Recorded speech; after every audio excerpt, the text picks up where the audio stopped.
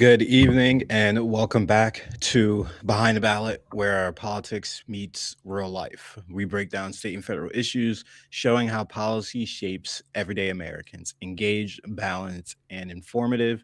That's our promise. And I'm your host, Mikkel Jenkins.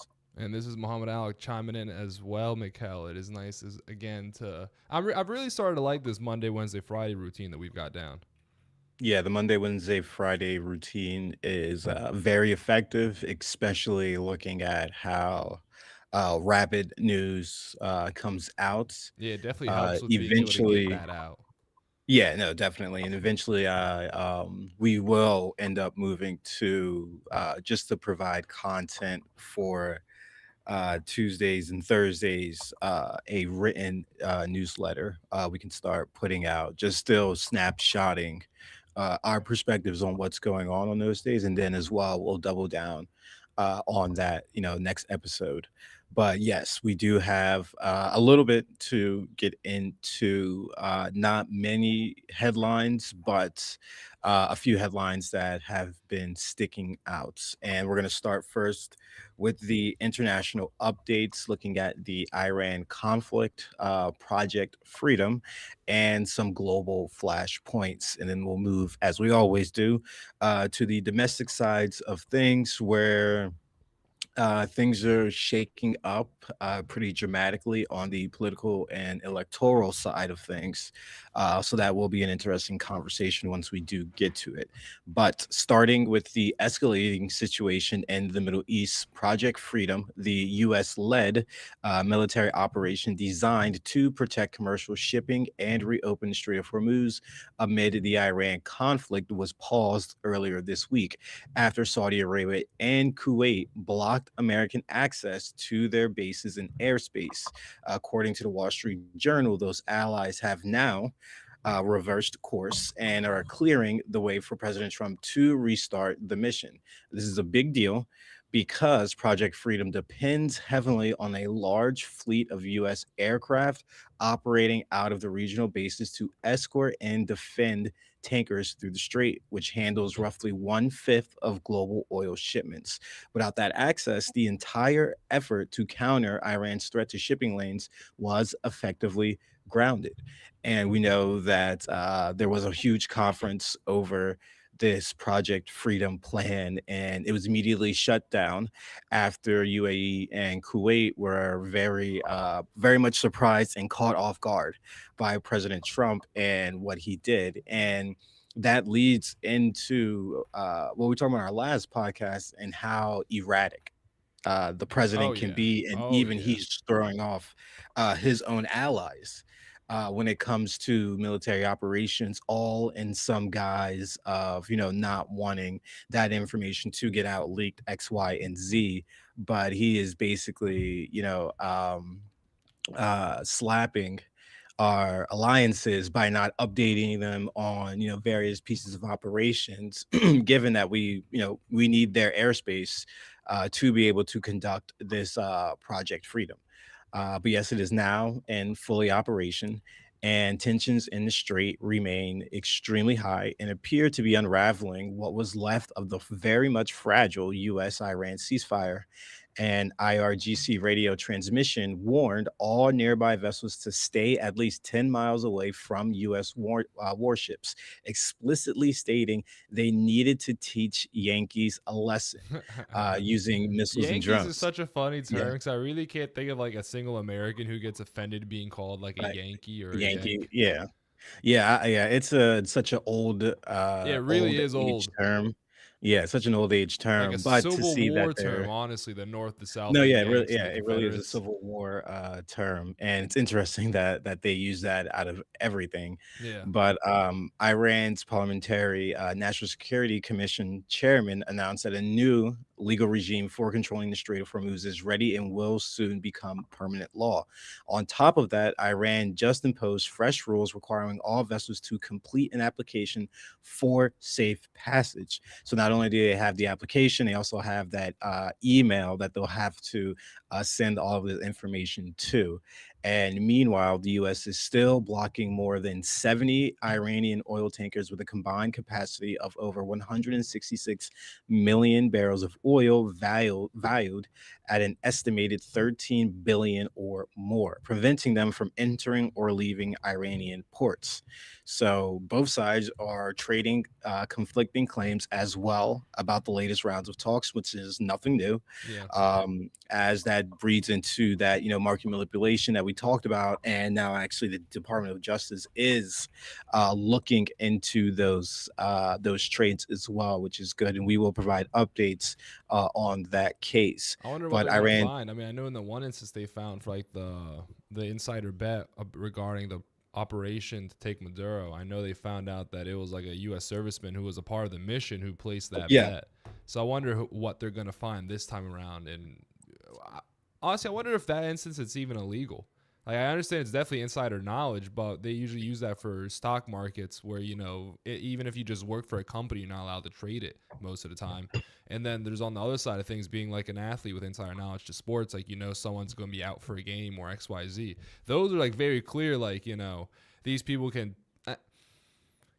The reason why that's fraudulent or an issue is because you can use your insider knowledge to have a competitive leverage against the other people who don't have it. Now I'm like, I can see that. I see an argument being applied for this instance without a doubt. Like, don't get me wrong. If this is someone in the admin who is like literally making these like tens of millions of dollars or more, someone related to the admin, that's one thing.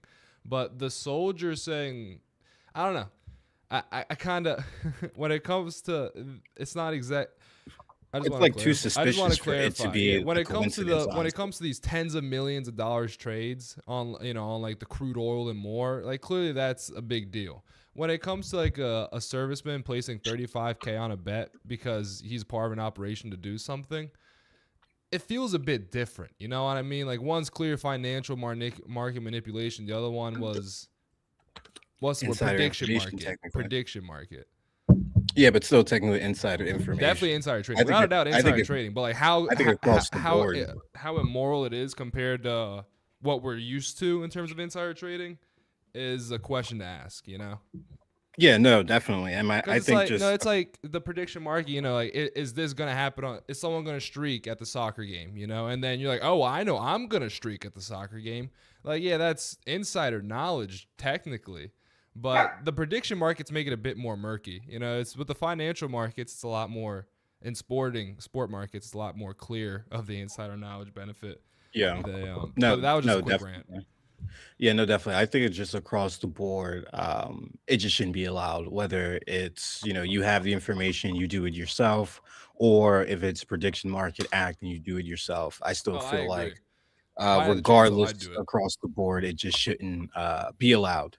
But still sticking to what's going on with this war. Yeah, And bit as we of a stated with these detraction. Sorry. conflicting, no, yeah, it's perfectly fine. And with these conflicting claims, the Iran foreign minister released a statement accusing the U.S. of choosing reckless military adventure every time diplomacy is closed, calling it either crude pressure or the result of someone duping the president into another quagmire. He insisted Iranians never bow to pressure and that diplomacy always suffers. He also directly contradicted U.S. intelligence by claiming Iran's missile inventory and launcher capacity are actually at 120% pre-war levels, not 75%. The which is what the CIA estimated, and said their readiness to defend their country is 1,000%. The IRGC Navy claimed it launched a large scale attack using ballistic missiles, anti ship cruise missiles, and explosive drones against three specific U.S. destroyers: the USS Truxtun, the USS Rafael Peralta, and the USS Mason, transitioning the strait, saying the ships sustained significant damage and were forced to withdraw. CENTCOM, however, claimed that the attack confirmed the Iranian attack, but stated no U.S. ships were damaged, after which the U.S. struck back at Iranian missile and drone launch sites. Also, they attacked command and control locations, a naval base, in Minab and IRS nodes. The Pentagon also hit targets in southern Iran, including Bandar Abs and Question Port. And separately, Iran launched ballistic missiles, cruise missiles, and drones at the UAE, with the UAE now also officially stepping into the war.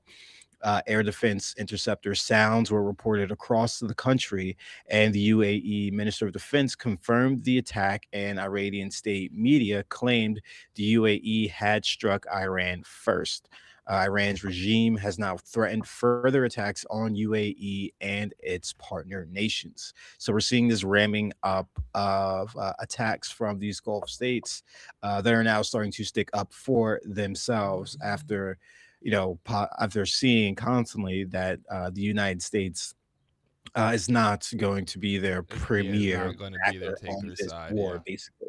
Yeah, basically. So they are stepping up, and it is a big step to see UAE joining within this war, because we know that them and Qatar and obviously Israel were big private pushers of this war. So now to see that they're actually, getting their own hands dirty, it'll be interesting to see how long they continue this, and what levels bombardment that Iran decides to go ahead with for these countries I who mean, also do control a lot of oil and a lot of oil yeah. fields. So if these Also, attacks UAE is start the to seventh intensify, largest oil producer in the world. yeah, if these attacks intensify, this issue with oil is only going to exacerbate and get 10 times worse, and it will definitely won't be back by 2028 and anytime soon. Yeah. Damn, it's not been looking good. I mean, we got crude oil at around $100 a barrel right now, WTI, and the more this war goes on, the longer that's going to go on for. I mean, Yeah. I only expect it to go up. This is what we're seeing. That's what the pattern is. The longer this war goes Yeah, on, the more literally. countries get involved. I mean, UAE already left OPEC, so they can produce more of their own without any regard, and then they're getting involved more in the war. Saudi's involved.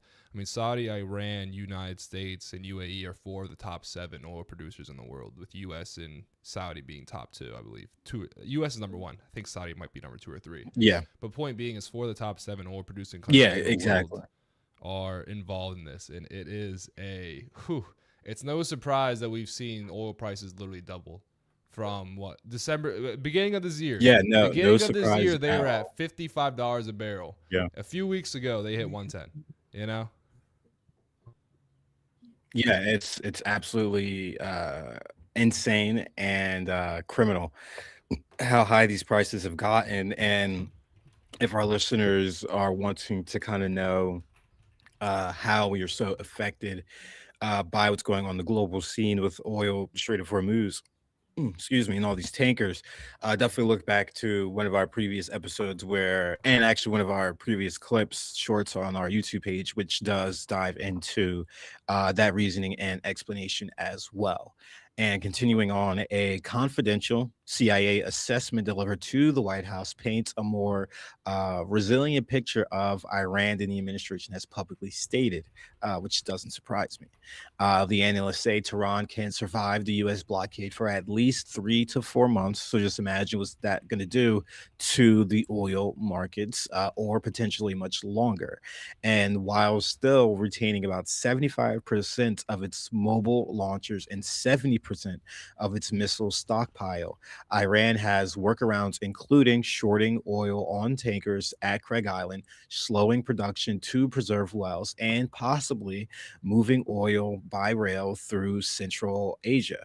The report notes Iran has reopened underground storage facilities, repaired damaged missiles, and assembled new ones since the war began, with even more effort during the ceasefire period. This directly undercuts President Trump's recent claims that Iran's economy is crashing, and basically stating it's currently worthless and it can't pay its troops, and that its missiles are mostly decimated with only 18 to 19% remaining. Secretary of State Marco Rubio said the U.S. has not yet received Iran's response to the latest proposal, but expects it today. And Al Jazeera reports that it may come via Pakistan, which is where these mediations have been facilitated through.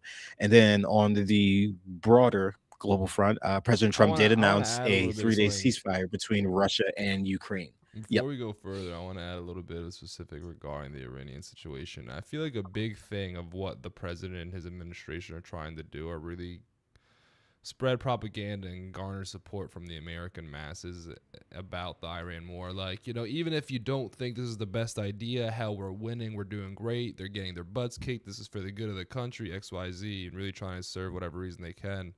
But Americans just don't care. Most Americans really just don't agree or Yeah, care about Iran. They yeah. don't think Iran's a threat to the country. And they think, well, why are we attacking them first? If they're a threat to us, then let's see that. If they're actually going to attack us, let's see something that they're going to actually indicate that, aside from just us saying, oh, well, they're months away from a nuclear bomb. We've been hearing that for decades now. Where's the Yeah, actual attack? Like, where's the actual threat of violence and the escalation of militant activity from Iran to display this hatred of America that there's so much saying? And yeah, we so often exactly. see, I mean, that's Yeah. where those death to America chants and propaganda really come into play. Because then people are like, well, they're saying death to America. Clearly they want to kill us. Well, if they've wanted to attack American bases, soldiers, troops, and more, they've had plenty of opportunity to do so. They don't have to go halfway across the world to attack the American mainland. They're literally Right, and we've kept them surrounded. at bay. Honestly, they're Yeah, literally we've kept them surrounded at by bay multiple dozens of times. American bases in the Mhm. Middle East. If they want to kill Americans, it's literally right on their doorstep. And so it's like Yeah, literally. it's like a lot of people are just realizing, well, the Middle East is a very crappy situation. Our involvement there has not helped anything whatsoever for peace and for stability. Israel is a major component in the destabilization of the area, and we're their biggest ally and supporter. So then a lot of people are seeing this thinking, well, it's not even like the anti-war Americans who are against this. It's just the people who are just more and more seeing this foreign involvement isn't good for us. And I Yeah. think we're going to see more and more of those war hawks, the neocons, go away, and more people who are actual, not I wouldn't say isolationists, but like Ron Paul, essentially. Like, why are we in these wars when they benefit us? They don't benefit us at all. And Yeah, there's been no and so, like, benefit seeing at these all. comments from Rubio, seeing these comments from the administration, it really just screams of we're trying to rally American support on this, and they just can't because the Americans really. Yeah. What is there to support? What is there? No, yeah, there's really nothing to support, and they see through all the BS of this administration. Like during Rubio's press conference the other day, he stated, Operation Epic Fury was over, and we're transitioning to the new second phase with Project Freedom. So it's basically like, what objectives from Operation Epic Fury or Operation Epic Failure have we actually achieved? The Strait is still closed. Khamenei's son is now the new Ayatollah leader, supreme leader. Our allies are shaken at how we have actively and blindly just supported Israel moving SAM missiles with from South Korea to Israel, and basically taking away their military defense system that we provide them. And they're seeing all of these various things take place, and as well as the Gulf states just seeing us protecting and prioritizing Israel as well. It really shapes up for the United States to not be in a very advantageous position once this Project Freedom is over. But as it's been stated by various intelligence officers, that Iran can withstand this blockade for months to come. So it's back to kind of what I was saying a few podcasts ago. It is pressure versus waiting out. So it's the Yeah. constant pressure from the United States on trying to force Iran to submit to some sort of deal that blocks their enrichment on all levels. And Iran is just patiently waiting for all of the economic and global pressures to collapse under the United States, and for there just to be an outright uproar from the public on this administration and this war, and I it mean, honestly, seems the Iran's got the benefit of, I mean, oil prices go up. We're going to be suffering with the most out of any yeah, country in the yeah, world. Literally, we have the America most suffers direct the most out of higher oil negative. prices than Yeah, anything else because we use the most oil in the entire world. Just the citizens and everybody. Literally, it our infrastructure is built off of travel and transportation.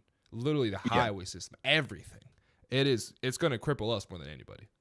We will feel the effects first, and that's what Iran is banking on. Yeah. And it's been progressively right so far. We have seen the hits in the oil market. We have seen individuals starting to speak out on what's going on, even before these gas prices started to reach, $1.25 plus in multiple states. But yes, this is going to be a referendum on this administration as they continue this mounting military pressure on Iran, and as well as Israel continues to push to the side any diplomatic paths forward for this war to strategically end. And it doesn't look like if this war does strategically end, that the United States is going to come out of this with its best foot forward, just given all of the new laws and rules that Iran is implementing in the Strait of Hormuz. I don't see them wanting to deleverage that in any way, because they already had control of the Strait before it Yeah. began, and now they're making even more afterwards Yeah. while all these attacks have happened. So to them, it's like the United States punishment for attacking Iran and going through with Israel's request is that now the Strait of Hormuz is going to be locked down. Well, it will be open to flow, but however, there will be a new shipping system that the rest of the world is going to have to cooperate with, just because the United States decided to unfortunately attack. And I mean, now we've we're really going, already yeah, started to see what's been going on. I mean, Spain, some of Western Europe, yeah, Spain is the most specific one. They've been working with Iran directly about oil trade and shipping and trading and and more. I mean, it's just really like this is a very big move away. I want to say very big, but I'd say it's like one of the many steps that have been slowly building up away from U.S. international dominance economically and more. I mean, the yeah, U.S. is losing its ability to control things in the world with its economic strong arm. I mean, more and more payments are in the U.S. dollar. More and more countries are giving up the U.S. dollar reserves. The U.S. dollar reserves globally are at their lowest levels in decades. And it's just going to get worse at the rate this is yeah, going, especially if we have Western Europe start to abandon us as an ally because of what the America has been doing. I mean, we may be a superpower, but even though we're a superpower, standing alone in a country in a global game, it's stupid. And that's exactly what we're seeing from Trump in his admin is literally isolating every ally except for Saudi Arabia and Israel, honestly. yeah. And even Saudi Arabia, Yeah, so it's going to be very, they've been getting some slack from Saudi Arabia for preferring Israel over them. I mean, Trump's big thing is money in Israel, honestly, and we've seen where that desire and selfishness has led this country. I mean, heck, like I said, I mean, we said this the other day.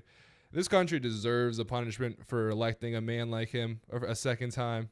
You know, like a man who claims to be Jesus, like just poses himself as Jesus Christ, it replaces "In God We Trust" with "In Trump We Trust." Has a golden calf at his house. Has a golden statue made out of him. It's just so on par. But just to repeat what we said Wednesday, I definitely think this is some kind of punishment for America. I heard this. This is actually funny. It was on. I saw it on this one TikTok, and it was a video of like Chinese citizens being interviewed about like what they think about Donald Trump, and like this one guy who was like a not like that famous professor from China, but he was just like a well-spoken yeah, guy. And he was like, honestly, we really don't care about what America does, but a lot of us Chinese believe that Trump was actually sent by some kind of like higher force. And the guy's like, oh, well, what do you mean by a higher force? And he's like, well, Trump's clearly going to be the guy who helps China become the world's greatest power. And that's what his role is in the world, is to allow America to lose their global That's dominance funny. and usher in a new world order where China is the one at top. And I'm like, listen, man, like this guy's probably hype as heck saying that as a Chinese man, saying that we're going to be the greatest. We already are the greatest. And it is great to say that. I love saying America's the greatest. I can't say that anymore. I Mhm. can't say America's the, I mean, we're the best at, we have the best athletes. You know, we have the best a lot of things, but I can't say that we have the best country now because I don't feel that confident about it anymore. I don't. I mean, look at what's happening. Look at Yeah, where we're I going. would Look think at yeah, I would say on like global metrics, we would probably, I mean, actually on global metrics, we're probably like right in the middle, up at the top. Would you look at like uh expectancy, health, infant mortality rate, yeah. employment, birth rate, and all of those things, we probably sit around the middle of the pack, if not maybe a little bit higher than that. But yes, it's not like we are that, great country that this administration has constantly stated we're going to be headed to. And that trajectory is even more so going to get crippled with this hantavirus that has been Oh yeah. exploding in the news and what that we have touched on. So we just have a little brief update realistically on that front. The hantavirus may have actually, it's not may, it has entered the United States mainland with individuals from the United States that were on those cruise ships have been sent home. The CDC notified the New Jersey Department of Health, where I'm from, that two residents may have been exposed. And with all of this going on, Moderna has confirmed it is researching vaccines against this virus, and public health experts are very much so downplaying the risk of this deadly pathogen, especially after reports of it aboard a cruise ship and becoming a widespread threat. But the development is being monitored closely. So I do know there have been about like 100 individuals that have been affected with this virus. Someone Oof. actually um, commented on one of our YouTube shorts stating that the comment was like, it's bozos like you that try to scare the public. And that was in the point when I was stating that the mortality rate was between 30 to 40%. It only Somebody took one called you click. a bozo? Did I hear that Well, right? just on like the comments on one of our shorts. So he's Yeah, yeah. coming I just at wanted to both make of sure. us. No, yeah, yeah. Of course, of course. So I just, I didn't did a see that. quick It's funny. yeah, I did a quick Google search, and of course, it was completely right. It's 30 to 40%. 30 Yeah. to 40% is the fatality slash mortality rate for that disease. But yes, it is important to still keep an eye out on this because, as we talked before, the World Cup is coming. The CDC was gutted, and various departments that would focus on this.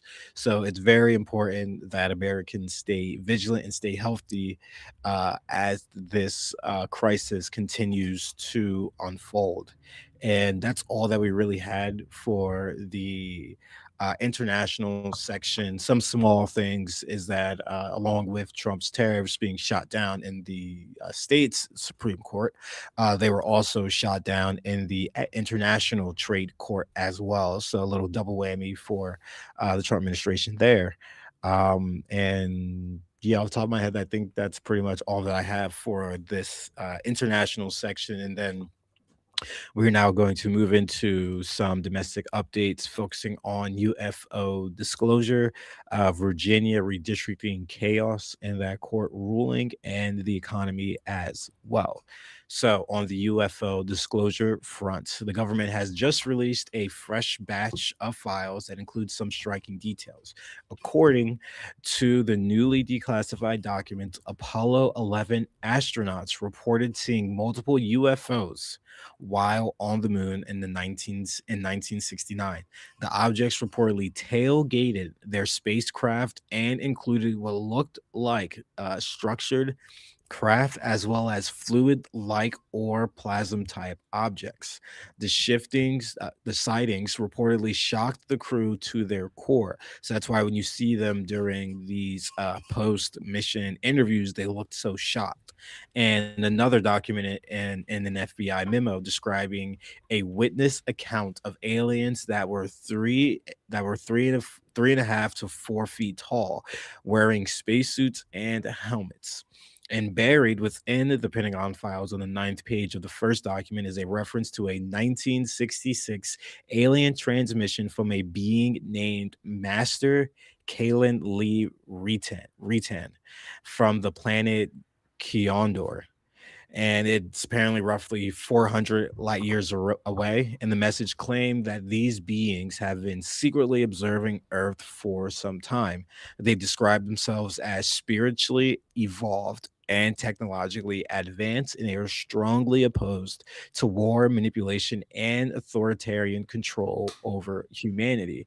You And I've know, seen a lot of these pictures that have been posted online, and there was one video actually of a star shaped UFO that a lot of individuals and even members in Congress are stating it very much resembles the seraphim from the religious Bible, yeah. which is actually insane. And even more insane that there are actually other pictures and sketches of aliens and how they look. So it's I mean, I wouldn't be disclosure day surprised is if coming. I wouldn't be surprised if religion has something. I mean, if the modern religions or just the large religions have something to do with extraterrestrials. And I say that not in a way of like, oh, aliens brought everything down.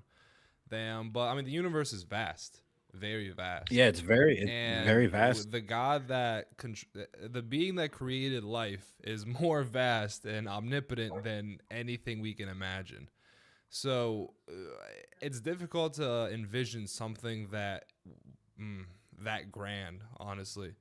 And the idea that there are other beings in this universe is totally logical, in my opinion. I mean, there's that Carl Sagan Yeah, quote it's that I really totally like. logical. Saying that there's not other life in the universe is like taking a cup of water from the ocean and saying, see, there's no fish. And it's a good example. I mean, we really are Yeah. like a cup of water in the universe in terms of space.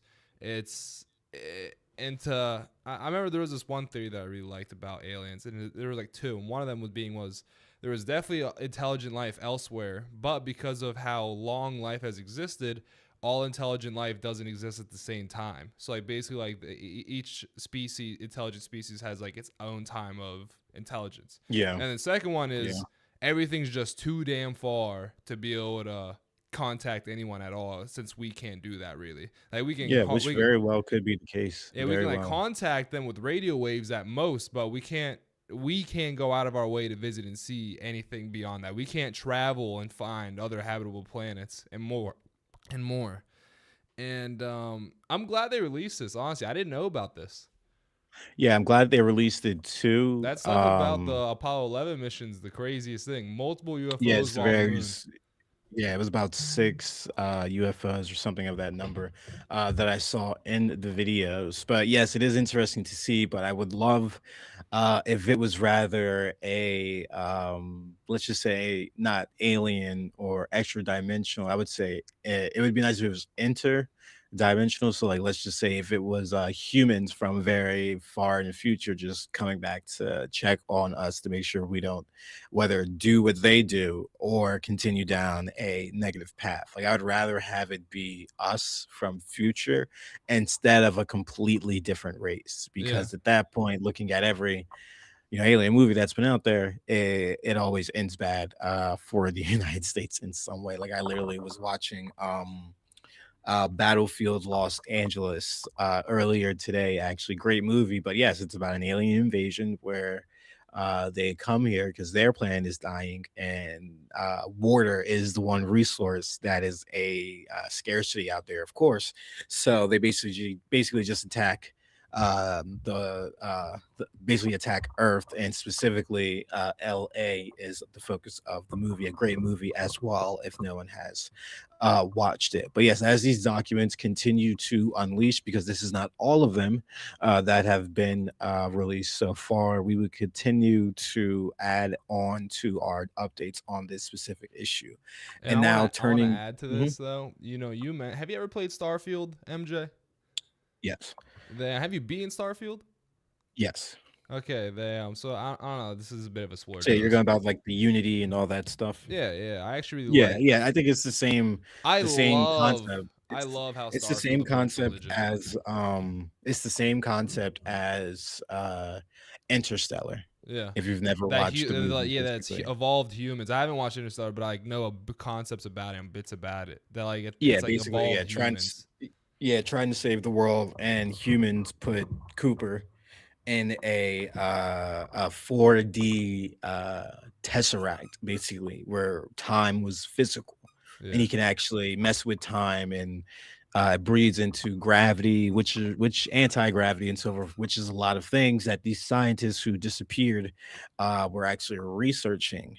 But Yeah, yes, it's it's fast. Dude, ideally, physics is fascinating. yeah, it's very Fascinating. fascinating, but yes, that movie and Incline basically points to, like at the end of the movie when Cooper is able to send the message to his daughter through his phone through this tesseract that was built. Him and Tars, the machine companion that he's with, in this tesseract, which they go through the black hole over the horizon.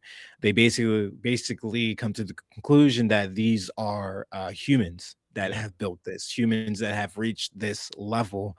And I would actually hope that is the case when it comes to aliens, extraterrestrial beings, that it is just humans that have advanced to a higher level of consciousness and or thinking as well. Because people point to, places, planets such as Mars.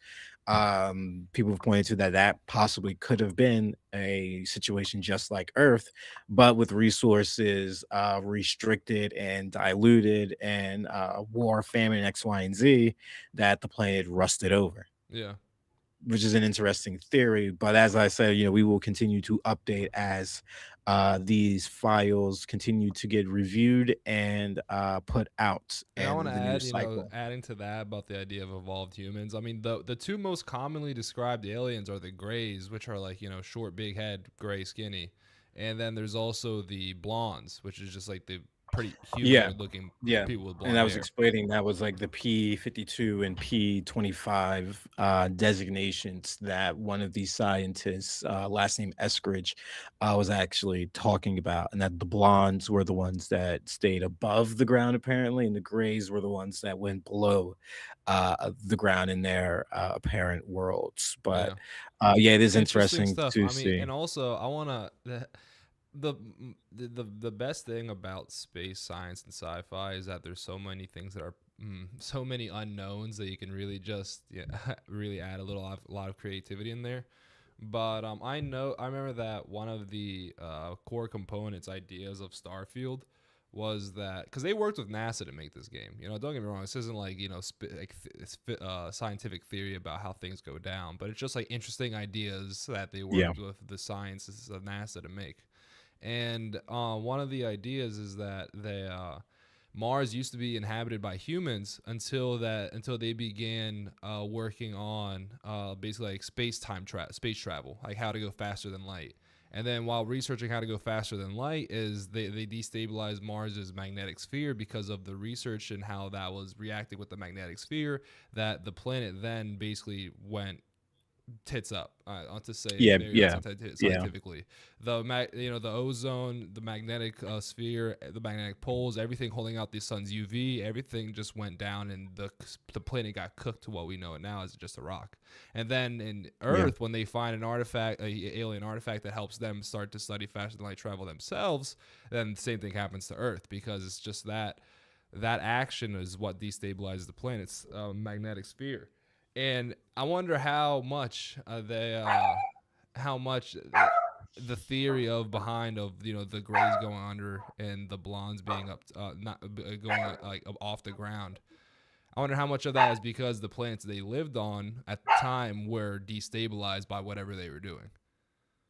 Because Yeah. think about it. I mean, even on not like a large major scale, we are destabilizing the Earth.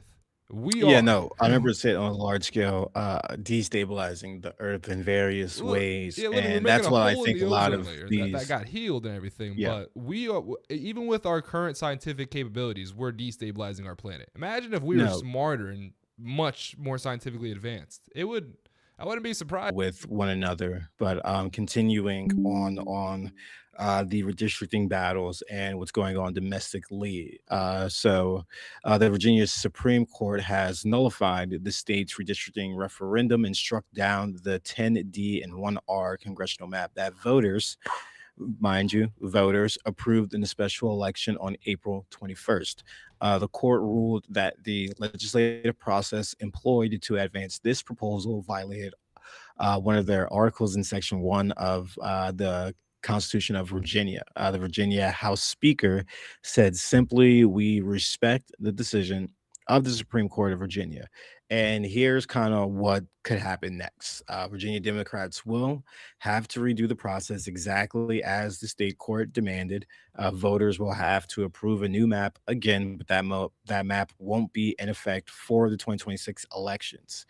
Democrats are already expected to flip at least two of those seats anyway under the old map. The Virginia Attorney General Jay Jones blasted the ruling, saying the court chose to put politics over the rule of law and over decision. And it is very much a critics are pointing out to what they see as a double standard realistically. Republicans in Tennessee, Florida, Missouri, and North Carolina and Texas have passed new maps without a popular vote, and those maps have been upheld.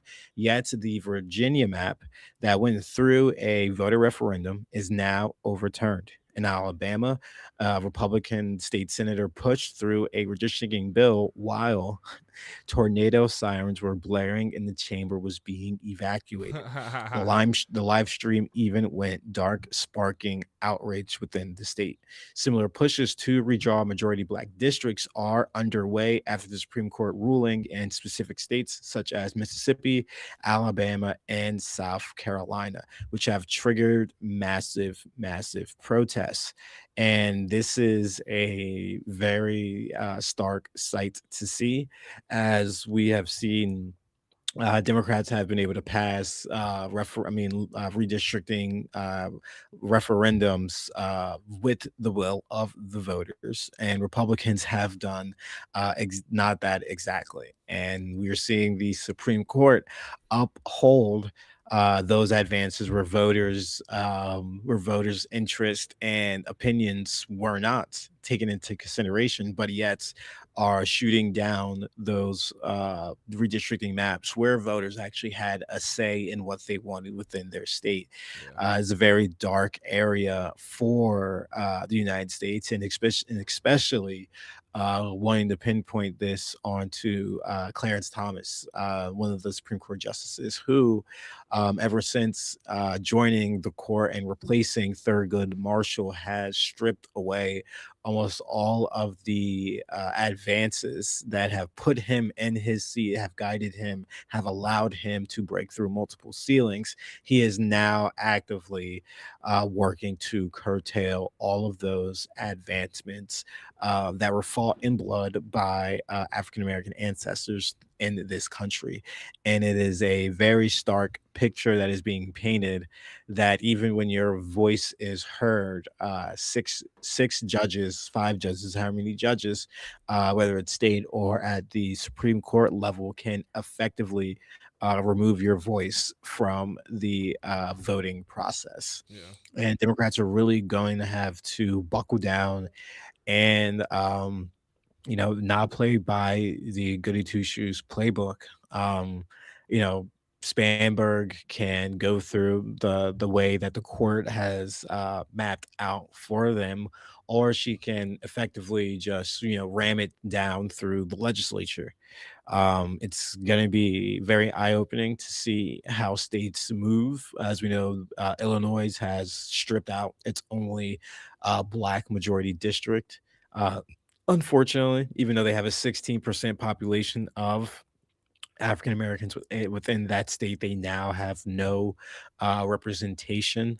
And even just looking at how these redistricting maps were made, with Virginia, it was more on a political party esque basis, where now you have the southern states really just focusing on racial diversity and wanting to break up those districts to allow them to have more seats. And mind you, this all started because they knew that they were extremely unpopular the beginning of this year and even within the middle of 2025, and how bad they were actively operating within this country. And even looking at on the ice front, I don't have it in the notes here, but it's just something important that Yeah, I wanted to note, that they are now moving to actively allow illegals to stay within the country, and even dreamers, really. illegal workers and things of this nature. So you see them already curtailing back one of their biggest campaign promises, and people on Twitter are taking note of that. MAGA individuals are taking note of that. That, you've got no wall, no mass deportations. You have new wars. You have higher gas prices. You have higher grocery prices, and you're making less as well. All those promises have pretty much fallen flat and short. And as a way for them to consolidate their power, they push this whole redistricting plan. And now this is the point where we're at, where this Supreme Court ruling has now caused a lot of redistricting chaos, and a lot of minority voices are being stripped away by Republicans in the South, and Democrats are making sure that their constituents' voices are being heard and are actually going through it the right way, but are yet being stopped by judicial political antics. And it's a sad sight to see. But however, Democrats are going to have to, as I stated, stand up strong on this as the 2026 midterms are in full swing. But yeah, it's sad to see. Sad to see. Yeah, I you've said a good amount on. You know more about this than I do, but I do just want to add that it is frustrating to see. It's I wish I could like understand more about the legal side of America, because I mean that's something that you focus more on than I do. Just the whys of how the process works. You know what I mean? Yeah, no, it's a very intricate process as it is. But whenever there is a decision, there's always a way to appeal it. So I do know the last thing I looked on Twitter, that the attorney general is appealing the ruling. So we will update our listeners to how that appeal is taken and what is the judgment on that. And finally, moving to our last section, focusing on the economy. So, what we have going on is looking at the economic picture as it continues to darken. So, and the latest jobs report and related data show a clear pain points. So, jet fuel prices are up 84% just this year. You've had Spirit Airlines go down, and now you've also starting to hear Frontier and JetBlue also on the cusp of bankruptcies and shutting down because of the rising cost of fuel. A $500 ticket from last year now costs about $620, and domestic airfare is up 24%. And for Oof. families, that adds up extremely, extremely fast. Yeah. Me and my girlfriend have a wedding in Mexico that we are planning to go to in November. So I'm like, it's going to be crazy to see what those prices are going to Oh, be I be like getting those tickets by the sooner than time later. November comes. No, no, 100%. We've already talked about that. Like, we're Yeah. gonna get them sooner than later, because the way this picture is painted, and from the information that we've relayed on this podcast, it says 3 to 4 months Iran can outlast this blockade. That's going to be way into those months. But Um, the average 1 week getaway for an American family now runs nearly 2,000 per person when you factor in flights, gas, restaurants, and theme park tickets, meaning many working families may skip vacation entirely this year. So that's going to be tourism taking a hit. Shell posted 7 billion in quarterly profits but says it cannot afford to lower gas, which is a slap in the face to the average American. And then as well, corporate America is sounding the alarm that the Iran war is feeding directly into recession style pressures. Whirlpool just slashed its 2026 profit outlook by 10%, citing collapsing consumer confidence and higher oil tanker transportation cost and supply chain disruptions. The company's CFO said appliance demand is the lowest it's been since the 2008 financial crisis. 70% of Americans now believe the economy is getting worse, according to a new Fox News poll. And the University of Michigan Consumer Sentiment Index hit a post 1952 record low for the second straight month. And then on top of this, the Kraft Heinz CEO has warned that most people are literally running out of money at the end of the month. And that is the case that we are seeing with middle and lower class America. You're running out of money at the end of the month when you get your check, because not only do you have rent, bills, utilities, all those other things, all of these other costs are encroaching on all of that additional money that you normally would have if this war was never started. And it's going to get to a point to where individuals start truly waking up to what this administration has done to the economy, and that they were given the easiest lob in the world, and they have effectively ruined it with their tariffs, this war. They're continuously striking down of new green energy projects throughout various states, especially democratic states. And it just truly goes to show that Donald Trump and this administration is doing irreparable damage to this economy and to the United States global economic standing as well. It's a tough pill to swallow, as we read and report these numbers about how Americans are feeling this shock with only a year and 5 months into this presidency. And who knows if it's really gonna get worse or even better by the Yeah, time 2028 is even here. Who true, knows? true. Honestly, it's gonna be hard to tell. It'll be interesting to see. I don't. It's. I want to be optimistic because I'm an optimistic guy, But it's kind of hard to be when things are going the way they're going. Yeah, it's extremely hard to be optimistic when everything is going on, because it seems like every time we read the news, it's only getting worse and worse.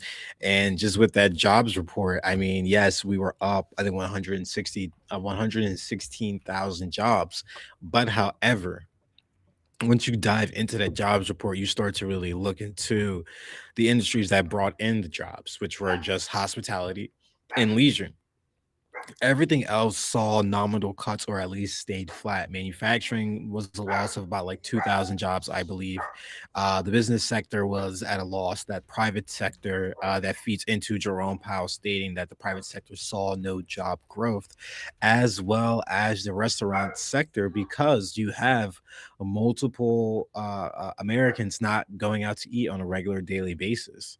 So, with that all coupled together, this jobs report is a guise, because once you truly look into it, you start to see the cracks in this economy, even though in certain industries and aspects it is starting to pick up. But unemployment still stays at a steady rate of 4.3 percent. So as these economic figures and numbers continue to update on a monthly, weekly basis, we will be sure to provide you with the best information. And lastly, just finishing up on the political side of things, as we talked about the $1 billion that was earmarked in the GOP reconciliation bill to secure President Trump's ballroom is running into serious trouble on Capitol Hill. Moderate Republicans are privately telling leadership, the White House, and each other they cannot vote for it. The politics are simply too toxic. One House Republican told reporters a first year poli sci major would know not to ask members to vote, to take this vote, and we hope this speaker does too, which it makes sense because why would you truly hope or want Republicans to take this vote on $1 billion for a ballroom when we've just talked about all of these economic pressures that they're fearing and what that they're going through, especially in a lot of these southern states, where if you turn to the healthcare side of things with the big beautiful bill, a lot of these hospitals within those states have shuttered. And then you couple that with the AI data center effect, which we talked about how a lot of those data centers are being inputted in the South. Actually, here within New Jersey, a protester was removed from it was a late night meeting regarding a data center being built in one of the New Jersey counties. And you're truly seeing how secretly these centers are being propped up left and right. And it wouldn't make sense to why Republicans would want to vote for this $1 billion earmark after they've lied to our faces, just as like they've lied to us on this border wall that Mexico was going to pay for. Americans were paying for it. Just as they're saying about this ballroom, they said it's going to be privately funded. Privately funded, yeah, privately funded. Well, I imagine no private funders wanted to fund it, and that's why they're now trying to put in and sneak in a $1 billion appropriations of your taxpayer dollars to go for this ballroom. And Lindsey Graham is one of the biggest mouths on this, unfortunately. So I hope individuals in South Carolina are calling his office left and right because Yeah. it is asinine to think that you want to put a $1 billion when I believe I saw a report that I think potatoes are up like 200 to like 500. No, I think it was like 700%. I'm like, I'm like, what the hell is going on with this administration? But it falls on the old saying from the French Revolution, let them eat cake. It's Yeah. exactly what it is. Yeah. It's exactly what it is. And the Wall Street Journal is reporting that, Trump's own advisors are increasingly worried that Republicans will pay a heavy political price for rising fuel costs and are eager to wind down the Iran conflict before November's midterm elections in hopes that prices will moderate. Well, unfortunately, that's not going to happen at all. They I mean, own hey, this. They have to bite the bullet. Like there's no way these prices are going to be able to recover by November after all of the reporting and how strong Iran is, one standing within the war, as well as how firm they are with negotiations. I want to add this is that according to Marco Rubio, gas would be so much more expensive if we Yeah. didn't do the war. It's such a obscene line and obscene logic. It's just really hard to fathom that these people are actually saying this. But it'll be interesting to see. I always say that. I mean, there's not many. I like the waiting game is it's just nice to see what happens, to have that Yeah. luxury to see what happens. It can be frustrating that you can't control or do anything about it, but it's nice to see what happens. And where the Republicans are going to go, how the midterms are going to go, I really do not have any much optimism for them, and I think they don't have much optimism for themselves either. Yeah, no, not at all. So just wanting to, since we're on domestic pieces, actually, funny enough, on Twitter, I am seeing that, and this ties into redistricting, that Alabama has asked the Supreme Court to restore its 2023 congressional map that was struck down under Section 2 of the Voting Rights Act and the 14th Amendment. Justice Thomas has ordered a response by 5 p.m. on Monday. Alabama also requests a ruling by the 14th at 10 a.m. So we are seeing that states are going to be starting to request um, the Supreme Court to start to look at their maps. So this is going to be a trove of legality and constitutional issues across the board, and Democrats are gonna have to bundle together and really figure out what to do before November gets here, because I'm sure the odds on Polymarket probably changed just given this ruling. But yeah, it's probably now going to be a lot tighter than the blue wave that was initially talked about and that we've initially talked about on this podcast. But as we've said, Republicans are still very much worried about the prices, and as well as they are polling within the media outlets. I mean, Donald Trump is already at a 72% disapproval rating, which I think is the highest among any sitting president. And we all know that even though he is not running for a third term, that the presidency, the down ballot candidates, Congress, House, state level as well, always run on the coattails of that incumbent president. So it's going to be a battlefield throughout these midterms and throughout these redistricting cases. And you can always check back with Behind the Ballot on the most important battles that are taking place and all of the key rulings and how they impact you and what makes sense of them. And that is all that I have today. And Muhammad, do you have anything? That's everything I got too. Okay. And to our listeners, as always, thank you for joining us today on Behind the Ballot, where we keep politics engaged, balanced, and informative. Stay curious, stay critical, and stay involved. I'm Mikhail Jenkins. And until next time, keep looking beyond the headlines and behind the ballot. Thank you. This is Muhammad Alec. Thank you all for joining us and listening in. God bless you all. God